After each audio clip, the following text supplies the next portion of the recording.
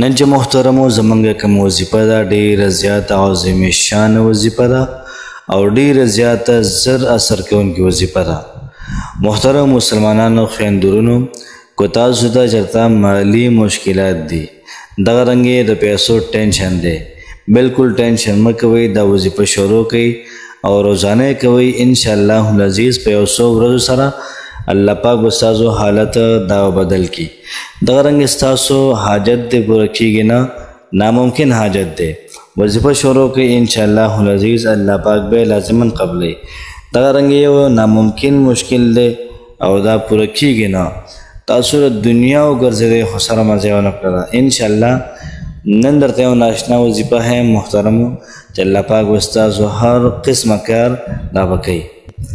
دغه رنګې محترمو د مال او دولت دپاره د کور دپاره نوکرۍ دپاره پرسکونه زندګۍ دپاره ډېر زیاته بهترینه او ډېره زیاته ناشنا وظیفه درته ښایم. په خپل هم دا وظیفه وکړئ ملګرو سره هم شیر کړئ او دغه رنګې کمنټ کې ماشاءالله یا سبحان الله ولیکئ. محترم مسلمانانو خویندورونو نن چې کومه زموږ وظیفه ده ډېره زیاته اعلی ده او ډېره زیاته بهترینه وظیفه ده. مونږ که دنیا ته وګورو په دنیا کې هر قسمه سړی دی د چا مالی حالت ډېر زیات بهتر دی د چا مالی حالت دومره کمزوري دي چې هغوی په دې باندې حیران یې خدای پاک چې غرمې له څه راوړو ماښام له څه راوړو او سبا سهار به څه کې چې راهو دومره حیرانتیا سره دنیا ته ګوري ژوند پکې تېروي. داسې هلکه که ستاسو معاشره کې وي ستاسو چاپېرچر کې وي براه کرم د الله لپاره هغوی سره امداد وکړئ. بعضې کسان سوالګر هغه سوالونه کوي هغوی له مه ورکوئ یار.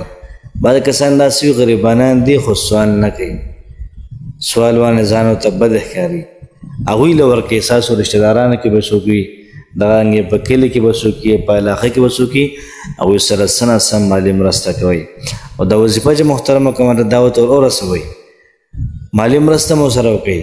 دا وظیفه مو ته وښایئ انشاءالله العزیز دنیا او آخرت دواړه محترمو دا ډکېږي دومره ناشنا وظیفه ده. فرمای محترمو که چا مالی حالات دا کمزوري وي او دا وظیفه کوي الله پاک بوله مالی حالات دا بهتر کی. د چا که مشکلات دي الله پاک بوله مشکلات ختم کی. د چا که روزګار نه کاروبار نه پیسې ورسره نه دا وظیفه شروع کی انشاءالله الله پاک به په روزګار کې کاروبار کې برکت واچوي.